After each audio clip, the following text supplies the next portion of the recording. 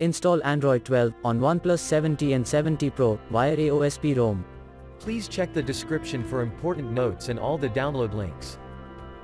First download ROM and GApps packages, then transfer the downloaded files to the phone storage, link is in the description below.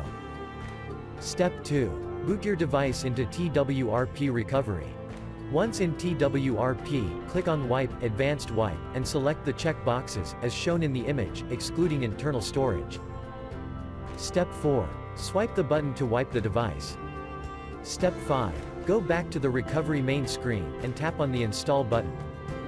Step 6. Navigate to the storage, and select the ROM zip file. Step 7. Finally, swipe the button on the screen, to install ROM file. Step 8. Flash the GApps zip package, in the same manner. Step 9. After GApps flashing completes, select Wipe Cache and Dalvik from bottom left side of screen, and swipe to wipe. Step 10. When the flashing process is complete, hit Reboot System. That's it, you have successfully installed the ROM on your device.